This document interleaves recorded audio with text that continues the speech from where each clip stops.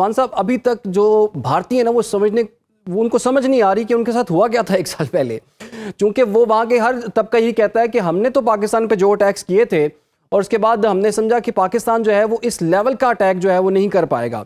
लेकिन उसके बाद आपको क्या लगता है कि भारत ने पाकिस्तान की सलाहियतों का शायद दुरुस्त अंदाज़ा नहीं लगाया, और पाकिस्तान की जो दिफाई तैयारी थी और पाकिस्तान का जो फौरी रद्द-ए-अमल था, आपके ख्याल में उसने दुश्मन को किस हद तक हैरान किया?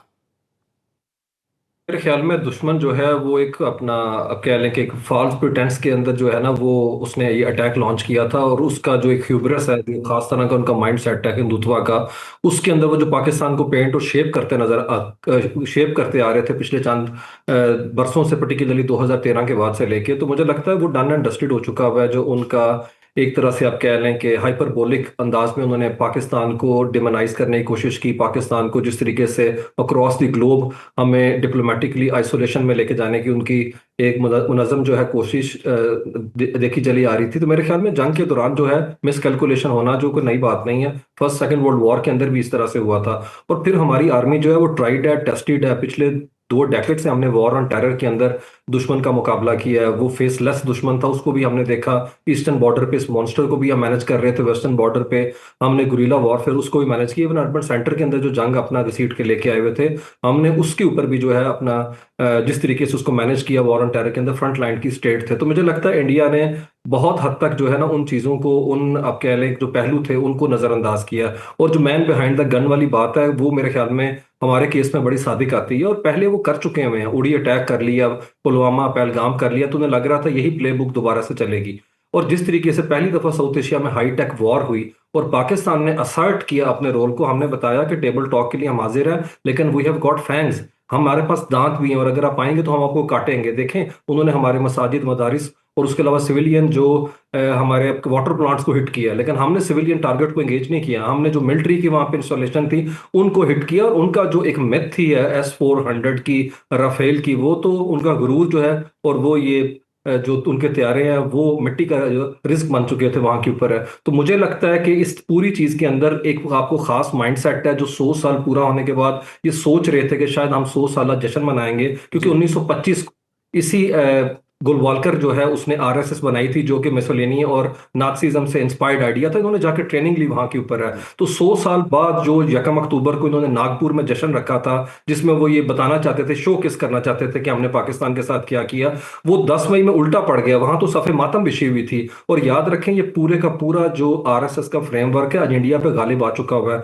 अभी के इलेक्शन के नतीजे देखें, 78% इंडिया इनके हाथ के अंदर है। गंगा जहां जहां से गुजरता है वो सारी काउ बेल्ट स्टेट के बाद या नॉर्थ वेस्ट के बाद अब बढ़ रहे हैं ईस्ट की तरफ, और ईस्ट की 6 रियासतें इनके हाथ में आ चुकी हुई हैं। 7 के साथ स्टार्ट किया था इसने, मोदी ने 7 रियासतों में। अभी 14 के अंदर इनकी बीजेपी गवर्नमेंट है, 21 के अंदर नेशनल जो डेमोक्रेटिक अलायंस है उनके साथ, 21 रियासतें इनके हाथ के अंदर हैं, 3 सिर्फ कांग्रेस के पास हैं। तो मेरे ख्याल में ये वो चीज है जिससे जो कि हॉन्ट करती है कि ये इंडिया आज किस जगह के ऊपर खड़ा हुआ है। कोई सेकुलर फ्रेमवर्क नहीं, इनके सारे क्रेडेंशियल जो हैं वो डाइल्यूट करके मल्टीकल्चरलिज्म के, डाइवर्सिटी की ये बात करते थे, वो दूर दूर तक नजर नहीं आती। मुस्लिम हिस्टोरिकल जो अपना एविडेंस है उसको मिटाने के लिए शहरों के नाम, गलियों के नाम, बंदरगाहों के नाम, हवाई अड्डों के नाम तक इन्होंने चेंज कर दिए हैं। तो ये चीज हमारे लिए बड़ी संजीदा है।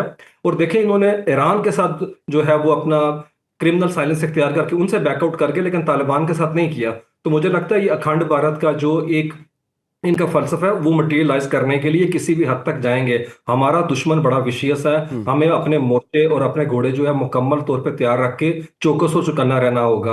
वो तो अल्लाह का फजल भी हुआ, और डेफिनेटली हमने मैदान जंग के अंदर, मैदान हरब में अपनी हिकमत अमली के साथ पूरी दुनिया को बता दिया कि भाई we want to be seen from a different lens है। और आप जो है रीहाइफनेट कर सकते हैं पाकिस्तान को इंडिया के साथ, ये कोर रीजनल हेजमन नहीं है। और ये जिस तरह से अमेरिका ने भी यहाँ से एशिया पैसिफिक में अपने आप को पुल आउट करने के बाद पॉलिसी ऑफ इंसर्कलमेंट चाइना की दूर कर दी, तो इंडिया काउंटर वेट के तौर पे वहां पे भी प्ले नहीं कर पा रहा। लेकिन ऐसा नहीं है कि हमारी जंग खत्म हो गई। याद रखें, हम हालते जंग के अंदर हैं। हम्म। इन्होंने अभी वाटर जो ट्रीटी है उसको जिस तरीके से यूनिलैटरली जो है अबेंस के अंदर करके हमारे ऊपर एक वॉर, जो एक्ट ऑफ वॉर है वो लॉन्च किया हुआ है। देखिए, जी। 78% फूड प्रोडक्शन उसके ऊपर डिपेंडेंसी है, हमारी एग्रीकल्चर जो एक्सपोर्ट है वो उसके ऊपर डिपेंडेंट है। तो हम कैसे छोड़ सकते हैं? अभी पाकिस्तान ने कल फैसला किया कि हम सिक्योरिटी काउंसिल में उठाएंगे जितने रेलिवेंट इंटरनेशनल फोरम है लॉ के, लीगल। उस्मान शाह साहब, हम सिंदूर 2 की जो बात कर रहे हैं, तो इंडिया तो कहता है कि हमने सिंदूर 2 जो है शुरू करना है, लेकिन कुछ लोगों का ख्याल है ये ऑपरेशन भी जारी है और ये प्रॉक्सी वॉर के थ्रू जारी है, अफगानिस्तान के थ्रू किया जा रहा है और पाकिस्तान को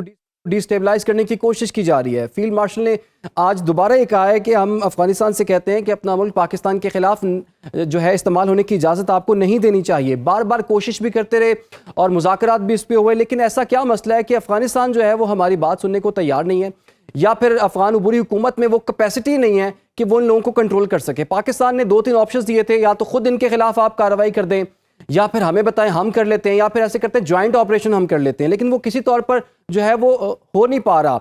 तो इंडिया की गोद में इस हद तक ये उबूरी हुकूमत बैठ चुकी हुई है, इसका पाकिस्तान के पास क्या हल है अब? उनका हल जो है वो बड़ा क्लीन है। हम उनके साथ कतर में बैठे, उसके बाद इस्तांबुल में बैठे और चाइना के अंदर भी बैठे हैं और कोशिश की है कि ट्राइलैटरल ग्रुप के थ्रू उनको चाइना के साथ एंगेज करें, क्योंकि चाइना के वहाँ पे इंटरेस्ट है, स्टेक्स हैं। सबसे पहले उन्होंने अपनी एम्बेसी वहाँ पे एक्टिव की। और याद रखें, अफगानिस्तान से सिर्फ हमारा मसला नहीं है, चाइना का भी मसला है। वहाँ से सेपरेटिस्ट ग्रुप जो है वहाँ से अटैक करते हैं चाइना के नॉर्थ वेस्ट को है, और इसी तरीके से ताजिकिस्तान के साथ भी इनके मसाइल हैं। और दाइश जो है उसके लिए इन्होंने हॉटबेड बनाया हुआ है। आपको याद होगा 2 साल पहले मॉस्को में जो अटैक हुआ, तो पूरी दुनिया के कंसर्न है। और यही इंडिया जो है, आप चेक करें आज की दुनिया के अंदर है। ये विश्वामित्र की बात करते थे कि हम दुनिया में शोकेस करेंगे। आज ये एक ऐसी रियासत के साथ जो है वो इनके ताल्लुकात हैं जो कि रोग स्टेट के तौर पे है, जो ट्रेवल नहीं कर सकते। तालिबान की बात कर रहा हूँ। So is the case with Israel, उनके ऊपर भी उसके ऊपर भी आईसीसी का जो आपको पता है कि वारंट निकले हुए उसके है। तो आज इंडिया इस जगह पे खड़ा कि इन तीनों की आइडियोलॉजिकल कन्वर्जेंस के अंदर शिद्दत पसंदी जो है वो एक कॉमन एलिमेंट है। और पाकिस्तान ने असर्ट किया, देखें मुज़ाकरात की टेबल आपके पास है, नहीं तो मैदान जंग है। और जिस तरह हमारे जेट्स ने जाके डीप अफगानिस्तान के अंदर उन मिलिट्री इंस्टॉलेशन को हिट किया, टारगेट किया, हमने बता दिया कि आप इस तरीके से नहीं चल सकते कि यहाँ पे मोर्चा बन के इंडिया का आप रहें और आप हमें ब्लीड करते रहें। और अफगानिस्तान के तालिबान की क्या लेजिटिमेसी है? कोई पब्लिक लेजिटिमेसी इनसे बचने के लिए वो जहाजों से गिरते रहे अफगानी है।